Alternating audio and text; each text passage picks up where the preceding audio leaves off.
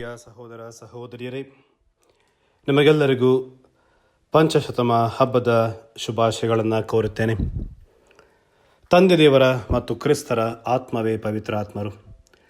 ನಮ್ಮ ಹೃದಯಗಳಲ್ಲಿ ತಂದೆಯ ಪ್ರೀತಿಯನ್ನು ಹರಿಸುವವರು, ನಮ್ಮ ವಿಶ್ವಾಸವನ್ನು ಹೆಚ್ಚಿಸಿ ದೃಢಪಡಿಸುವವರು ಪವಿತ್ರಾತ್ಮರು. ಪವಿತ್ರಾತ್ಮರು ನಮ್ಮ ಅಂತರಂಗದ ಧ್ವನಿ. ನಾವು ಸೈತಾನನಿಗೆ ವಶವಾಗಲು ಬಿಡದೆ ನಮ್ಮ ದೌರ್ಬಲ್ಯಗಳಲ್ಲಿ ಶಕ್ತಿಯನ್ನು ನೀಡುವವರು. ದೇವರು ನಮಗಿತ್ತಿರುವ ವರದಾನಗಳಲ್ಲಿ ಈ ಪವಿತ್ರಾತ್ಮರೇ ಪ್ರಥಮ ಫಲವಾಗಿದ್ದಾರೆ. ನಮ್ಮ ಆಧ್ಯಾತ್ಮಿಕ ಬದುಕಿಗೆ, ಬೆಳವಣಿಗೆಗೆ ಪವಿತ್ರಾತ್ಮರು ಮತ್ತು ಅವರ ಸಪ್ತ ವರಗಳು ಅವಶ್ಯಕ.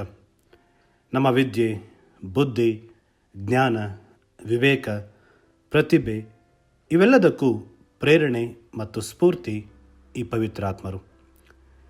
ಈ ಬಲಿಪೂಜೆಯ ಮೂಲಕ ಪವಿತ್ರಾತ್ಮರು ತಮ್ಮ ಪ್ರೇಮಾಜ್ಞೆಯಿಂದ ನಮ್ಮ ಬದುಕನ್ನು ಪ್ರಜ್ವಲಗೊಳಿಸಿ ನವ ಜೀವ ಉತ್ಪನ್ನವಾಗುವಂತೆ ಮಾಡಲಿ ಎಂದು ನಾವು ಭಕ್ತಿಯಿಂದ ಪ್ರಾರ್ಥಿಸೋಣ.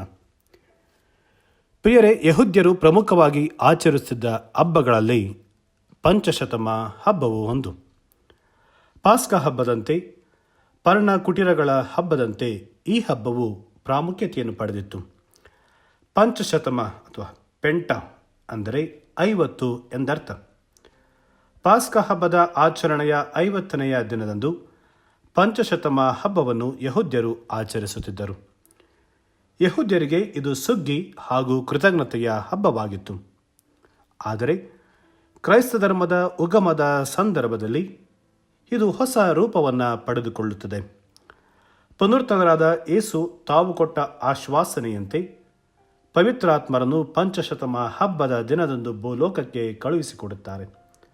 ಹಾಗಾಗಿ ಪುನರುತ್ಥಾನದ ಹಬ್ಬದ 50ನೆಯ ದಿನವನ್ನು ಪಂಚಶತಮ ಹಬ್ಬವನ್ನಾಗಿ ಆಚರಿಸಲಾಗುವುದು. ಪರಮತ್ರಿತ್ವದ 3ನೆಯ ವ್ಯಕ್ತಿಯಾದ ಪವಿತ್ರಾತ್ಮರನ್ನು ಸಾಮಾನ್ಯವಾಗಿ ಮರೆಯಲ್ಪಟ್ಟ ದೇವರು ಎಂದು ಕರೆಯುವುದುಂಟು. ಕಾರಣ, ನಾವು ಆಗಿಂದಾಗೆ ಪಿತ ಮತ್ತು ಸುತ ದೇವರನ್ನು ಸ್ತುತಿಸಿ ಆರಾಧಿಸುತ್ತೇವೆಯಾದರೆ ಅವರಿಗೆ ಸರಿಸಮಾನರಾದ ಪವಿತ್ರಾತ್ಮರನ್ನು ಸ್ಮರಿಸಿ ಆರಾಧಿಸುವುದು ಬಹಳ ವಿರಳ. ಪಿತ ಸುತ ದೇವರನ್ನು ಗ್ರಹಿಸಿಕೊಳ್ಳುವಂತೆ ಪವಿತ್ರಾತ್ಮರನ್ನು ಗ್ರಹಿಸಿಕೊಳ್ಳುವುದು ಸುಲಭವಲ್ಲ. ಪರಮತ್ರಿತ್ವದ ಪವಿತ್ರಾತ್ಮರೆಂದರೆ ನಮ್ಮನ್ನು ಪವಿತ್ರೀಕರಿಸುವವರು. ಇಂತಹ ಪವಿತ್ರಾತ್ಮರನ್ನ ಪವಿತ್ರ ಗ್ರಂಥ ಹಲವು ಸಂಕೇತಗಳ ಮೂಲಕ ನಮಗೆ ಪರಿಚಯಿಸುತ್ತದೆ.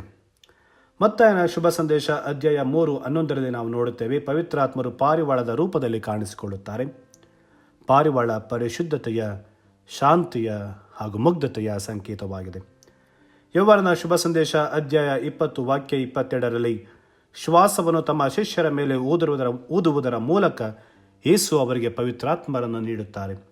ಹಾಗಾಗಿ ಪವಿತ್ರಾತ್ಮರು ನಮ್ಮ ಆತ್ಮದ ಉಸಿರಾಗಿದ್ದಾರೆ. ಪ್ರೇಷಿತರ ಕಾರ್ಯಕಲಾಪಗಳಲ್ಲಿ ಅಧ್ಯಾಯ 2 ವಾಕ್ಯ 3ರಲ್ಲಿ ಪವಿತ್ರಾತ್ಮರು ಬೆಂಕಿ ಜ್ವಾಲೆಗಳ ರೂಪದಲ್ಲಿ ಶಿಷ್ಯರ ಹಾಗೂ ಮಾತೆ ಮರಿಯಮ್ಮನವರ ಮೇಲೆ ಇಳಿದು ಬರುತ್ತಾರೆ. ಮುದುಡಿದ ಜೀವಕ್ಕೆ ಪ್ರೇರಣೆಯನ್ನು, ಶಕ್ತಿಯನ್ನು, ಧೈರ್ಯವನ್ನು ತುಂಬುತ್ತಾರೆ. ಪವಿತ್ರಾತ್ಮರ ಶಕ್ತಿ ಅಮೋಘವಾದುದು. ಪವಿತ್ರಾತ್ಮರ ಶಕ್ತಿಯಿಂದಲೇ ಯೇಸು ಧರೆಗಿಳಿದು ಬಂದರು ಎಂದು ಲೂಕನ ಶುಭ ಸಂದೇಶ ಅಧ್ಯಾಯ 1 ವಾಕ್ಯ 35ರಲ್ಲಿ ನಾವು ನೋಡುತ್ತೇವೆ. ಪವಿತ್ರಾತ್ಮರಿಂದ ಸ್ನಾನದೀಕ್ಷೆಯನ್ನು ಪಡೆದರು. ಯೋಹಾನನ ಶುಭ ಸಂದೇಶ ಅಧ್ಯಾಯ 1 ವಾಕ್ಯ 32. ಆತ್ಮರ ಪ್ರೇರಣೆಯಿಂದ ಯೇಸು ಸ್ವಾಮಿ ಅಭಿಷೇಕಿಸಲ್ಪಟ್ಟವರು. ಮತ್ತಾಯನ ಶುಭ ಸಂದೇಶ ಅಧ್ಯಾಯ 12 ವಾಕ್ಯ 27ರಿಂದ 28. ಪವಿತ್ರಾತ್ಮರಿಂದ ಯೇಸು ಜೀವಕ್ಕೆ ಎಬ್ಬಿಸಲ್ಪಟ್ಟರು ಎಂದು ರೋಮನರಿಗೆ ಬರೆದ ಪತ್ರ ಅಧ್ಯಾಯ 8 ವಾಕ್ಯ 11 ನಮಗೆ ತಿಳಿಸುತ್ತೆ. ಪ್ರಭು ಕ್ರಿಸ್ತರು ತಮ್ಮ ಮಾತಿನ ಮೂಲಕ ಪವಿತ್ರಾತ್ಮರನ್ನು ಕಳುಹಿಸುವುದರ ಮೂಲಕ ಧರ್ಮಸಭೆ ಜನ್ಮವನ್ನು ತಾಳಿತು. ಪವಿತ್ರಾತ್ಮರು ನಮ್ಮಲ್ಲಿದ್ದು ಕಾರ್ಯವನ್ನು ಎಸಗುತ್ತಾರೆ. ಹಾಗಾಗಿ ಪವಿತ್ರಾತ್ಮ ಧರ್ಮಸಭೆಯ ಆತ್ಮವಾಗಿದ್ದಾರೆ. ಧರ್ಮಸಭೆಯಲ್ಲಿ ಆಗಿಂದಾಗೆ ಚಂಡಮಾರುತದಂತೆ ಭುಗಿಲೇಳುವ ಗಲಭೆ, ಭಿನ್ನಾಭಿಪ್ರಾಯ, ಕಷ್ಟ, ಅನ್ಯಾಯ, ಅಕ್ರಮ, ಭ್ರಷ್ಟಾಚಾರ, ಪಕ್ಷಪಾತಗಳ ನಡುವೆಯೂ ಕ್ರೈಸ್ತ ಧರ್ಮಸಭೆ ದೃಢವಾಗಿ ನೆಲೆಗೊಂಡು ಸಮೃದ್ಧಿಯಾಗಿ ಬೆಳೆಯುತ್ತಾ ಬಂದಿದ್ದರೆ ಅದಕ್ಕೆ ಮೂಲ ಕಾರಣ ಪವಿತ್ರಾತ್ಮರು. ಪವಿತ್ರಾತ್ಮರ ಪ್ರಸನ್ನತೆ, ಅವರ ಶಕ್ತಿ ಮತ್ತು ಪ್ರಭಾವ. ಅಂತಹ ಪವಿತ್ರಾತ್ಮರು ನಮ್ಮಲ್ಲಿ ಇಂದು ನೆಲೆಸಬೇಕಿದೆ. ಅವರ ಸತ್ಫಲಗಳಾದ ಪ್ರೀತಿ, ಆನಂದ, ಶಾಂತಿ, ಸಮಾಧಾನ, ಸಹನೆ, ದಯೆ, ಸದ್ಗುಣ, ಪ್ರಾಮಾಣಿಕತೆ, ಸೌಜನ್ಯ, ಸಂಯಮ. ಗಲಾತ್ಯರಿಗೆ ಬರೆದ ಪತ್ರ ಅಧ್ಯಾಯ 5 ವಾಕ್ಯ 22ರಲ್ಲಿ ನಾವು ನೋಡುತ್ತೇವೆ. ನಮ್ಮಲ್ಲಿ ಇಂದು ಮೂಡಬೇಕಿದೆ. ನಮ್ಮ ಮನೆಗಳಲ್ಲಿ ಅದು ನೆಲೆಸಬೇಕಿದೆ. ನಮ್ಮ ಆಲೋಚನೆ, ನಡೆ, ನುಡಿ ಪವಿತ್ರಾತ್ಮರಿಂದ ಪ್ರೇರಿತವಾಗಬೇಕಿದೆ. ಶಿಷ್ಯರಂತೆ ನಾವು ಇಂದು ಪವಿತ್ರಾತ್ಮರಿಂದ ಹೊಸ ಸೃಷ್ಟಿಗಳಾಗಬೇಕಿದೆ.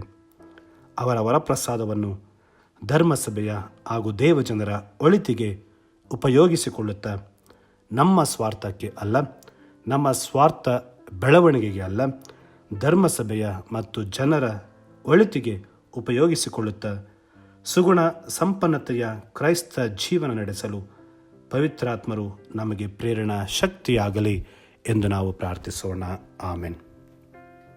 ಪ್ರಿಯರೇ, ಈ ಚಾನೆಲ್ ಅನ್ನು ಸಬ್ಸ್ಕ್ರೈಬ್ ಮಾಡಿ ಪ್ರತಿದಿನ ದೇವರ ವಾಕ್ಯವನ್ನು ಆಲಿಸುತ್ತಾ ಅದನ್ನು ಇತರರೊಂದಿಗೆ ಹಂಚಿಕೊಳ್ಳಲು ನಮಗೆ ನೆರವಾಗಿರಿ.